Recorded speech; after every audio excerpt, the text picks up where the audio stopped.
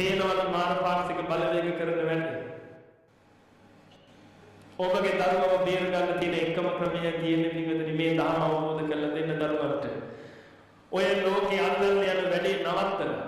ඔය අහිංසක දරුවව බේර ගන්න කලින් ඔබව සතර අපායෙන් බේරගෙන අහිංසක දරුවව බේර ගන්න පිටුදෙනි. ඒ දරුවන්ට තියෙන එකම පිහිට ධර්මයේ පිහිට විතරයි. මොකද ඔබට රකින්න බෑ දරුවව. මට රකින්න බෑ බුදුහාමුදුරන්ගේ මහා සංඝරත්නයේ දරුවව රකින්න බෑ. ඒගොල්ලන්ට රැකෙන්න පුළුවන් එකම ක්‍රමය තමයි යථාර්ථය අඳුරගත්තා නම් ඒ අය කවදාකවත් ඔය වලේ වැටෙන්නේ නැහැ. තමන්ගේ දුවගේ කොල්ලෙක් ඇවිල්ලා අහනකොට දුව දන්නවා මූ පෙලෙනවා අනන්තවත්. මූ පෙලෙලා පිළීමේ නිදහස් වෙන්නයි මගෙන් මේ යාළු වෙන්න අහන්නේ. මම උන්ට හා කියපු ගමන් මූ සතුටු වෙනවා. මූ තව හේකුට පෙලෙනකොට මට දුක හිතෙනවා ඊට පස්සේ. ඒක දැනගෙන අවබෝධ කරගෙන පිටුදෙනි අන්නෙතනින් නිදහස් වෙනවා. දරුවන්ට ධර්ම දෙන්න. පුළුවන් තරම් ධර්ම දෙන්න. දැන් මේක ගිහිල්ලා ඔබ ටියුෂන් පන්තියේ සර්ගෙන් අහුවොත් එහෙම සර් ටියුෂන් දෙන්නද ධර්මයේ දෙන්නද සර් මොකද හිතන්නේ? දැන් එයා මොනව කියයිද?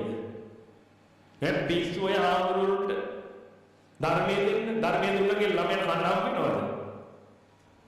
ධර්මයේ දුන්නගේ ළමයා ඉංජිනේරු වෙනවද? ඔන්න පන්තියට එවන්නේ. දැන් ඔබට තේරෙනවද ඇයි කියලා? හැබැයි ඔබ කියලා මෙහෙම අහන්න.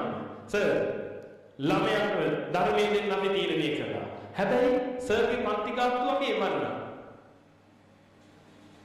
දැන් කියයි කමක් නැහැ. ධර්මයෙන් දිගට ගන්න බෑනේ. මේ සමාජය අතපොත වෙන්න එපා. මම ඔබට කිව්වේ ඔබගේ ඇහෙන් වැටෙන කඳුළු සල්ලි නම් මේ මිනිසුන් නුඹ මරණ කළොත් අඬවාවි.